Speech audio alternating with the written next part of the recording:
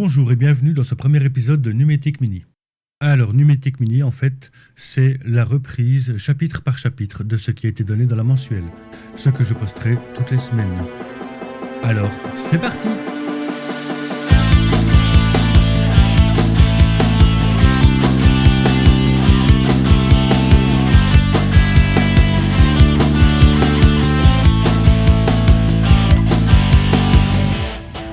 Ou être utile en fait, ne serait-ce que en tant que streamer ou qu'écrivain.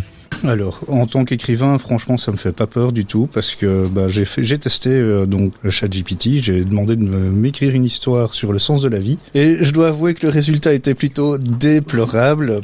Voilà, c'est des textes sans émotion, sans âme. Et vraiment bateau. Et donc non, franchement pour ça, je pense que en tant que moi auteur, j'ai aucun souci à me faire.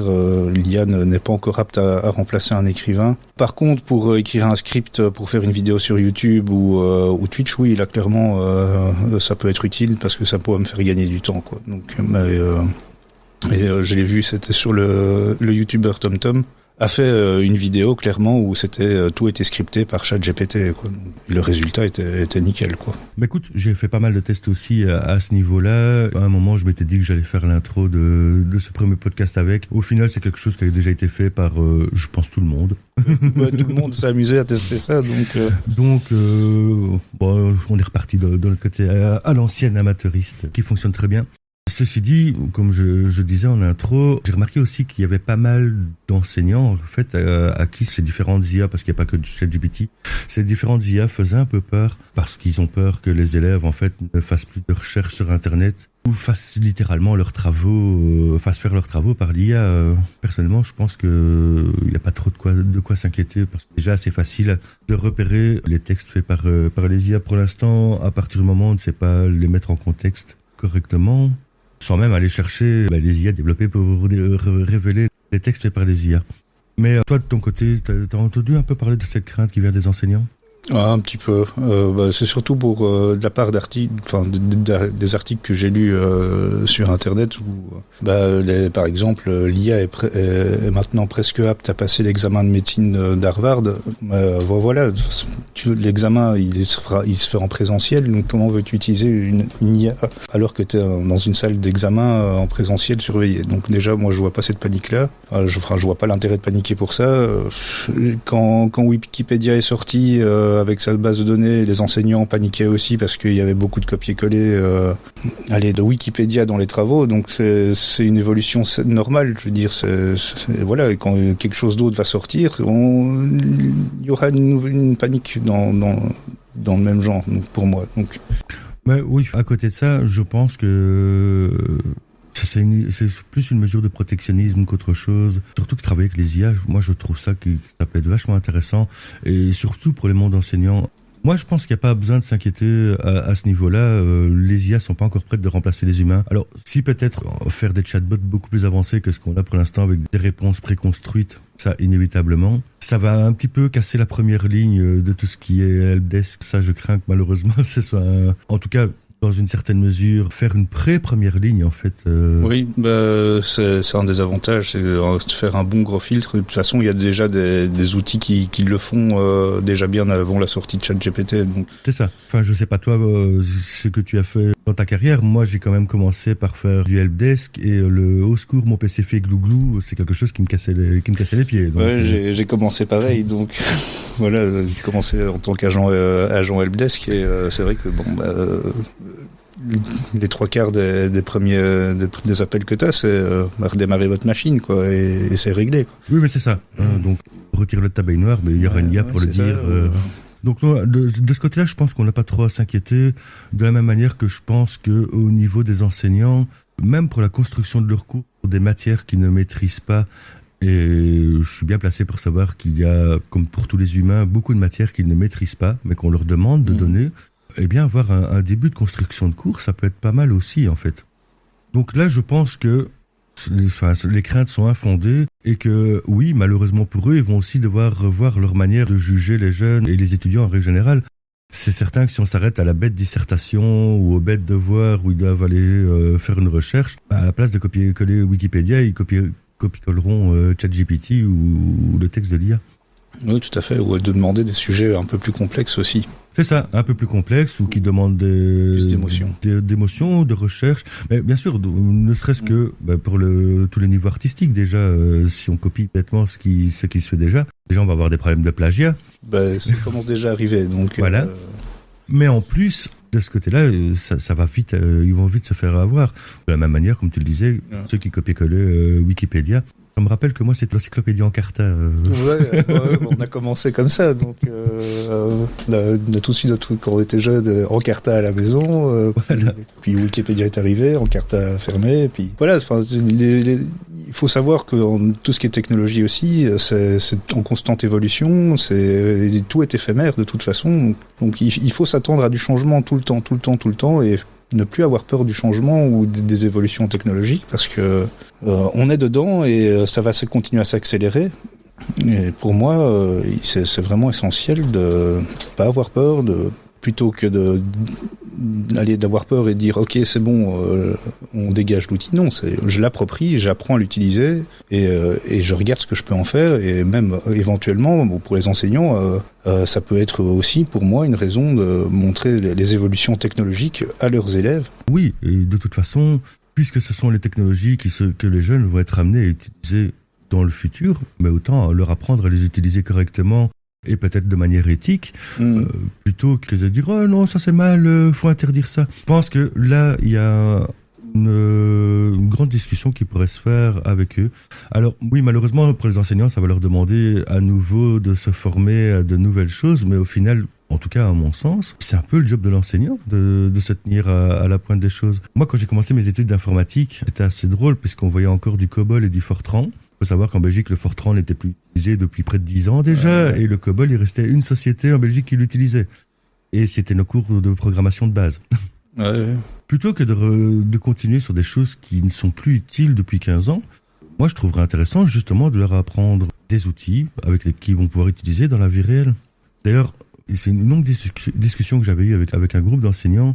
C'est un peu à la mode pour l'instant d'utiliser à peu près tous les outils d'éducation numérique qui existent, en particulier des outils comme Geniali qui font des jolis escape games et plein d'autres choses. Et ils étaient super fâchés quand moi je leur disais que dans mon association, si j'avais des stagiaires qui venaient et qui ne savaient pas utiliser de manière basique l'outil informatique, c'est-à-dire envoyer un mail, utiliser Word et Excel, mais qui savaient utiliser Geniali, je ne le prenais pas. Et la réponse que j'ai reçue des enseignants, c'est au monde de l'industrie à s'adapter à l'enseignement. C'est pas la réalité des choses, hein. C'est surtout l'inverse en fait qui doit se faire. Et je suis désolé, mais quand je reçois 20 demandes de stagiaires, même s'il y en a un qui est très très bon pour les animations, s'il ne sait pas utiliser l'outil informatique, je peux pas le prendre. Je ne peux pas, sur 1 mois et demi de stage que je vais l'avoir, passer 2 semaines à lui expliquer comment ça fonctionne. Ça, c'est pas mon job. Mon job, c'est de le former sur le terrain et j'ai besoin qu'il soit opérationnel. Alors, forcément, il va pas tout connaître, c'est normal. Il est là pour apprendre.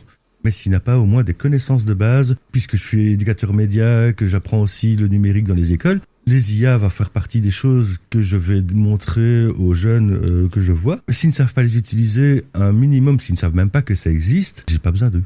Et je pense qu'au niveau des différentes industries qui existent, c'est la même chose en fait. S'ils n'ont pas des connaissances basiques des outils qui sont utilisés dans les industries ou par leurs employeurs, et à nouveau, je ne parle pas de programme spécifique à une entreprise, juste des connaissances basiques, on peut pas y arriver. Et ces IA, malheureusement, elles commencent à faire partie des connaissances basiques qui vont être utilisées, et donc il faut pouvoir qu'on puisse apprendre aux jeunes à les utiliser correctement. Oui, tout à fait. Surtout que Microsoft annonce déjà l'intégration dans sa suite. Donc. Oui, mais dans Bing surtout, donc ce qui fait d'ailleurs très très peur à Google. Je ne sais pas si tu as vu, ils sont en train de lancer leur projet Bard de leur côté. Oui, qui s'est cassé la figure à la présentation. Exactement. Et donc, qui va repartir sur le même concept. Bon, après, Microsoft, avec Windows 95 et sa présentation, se casser la figure, on connaît dans le monde de l'informatique. Mais très clairement, ça va faire partie du monde et des générations futures. Ça fait déjà partie de notre monde maintenant. ChatGPT, on en entend parler depuis 2 mois, mais ça fait déjà un moment qu'elle est là, qu'elle existe. Ouais. Ça fait un moment que les IA sont là. Juste avant ça, il y avait eu tout scandale autour de Dali qui avait gagné un concours de dessin. Et donc, elles sont là. On peut faire des chouettes choses avec. peut aller beaucoup plus loin dans certaines réflexions et dans le cas des IA comme ChatGPT, revenir sur des choses qu'on ne maîtrise pas, peut continuer à apprendre avec. Et même si l'excuse du l'IA ne cite pas ses sources est vraie, c'est pas pour autant que ça va être le relais des fake news, puisque de toute façon, c'est pas Monsieur Tout-le-Monde qui alimente ces IA. Derrière ça, c'est quand même tout un comité de programmeurs qui vérifie les informations.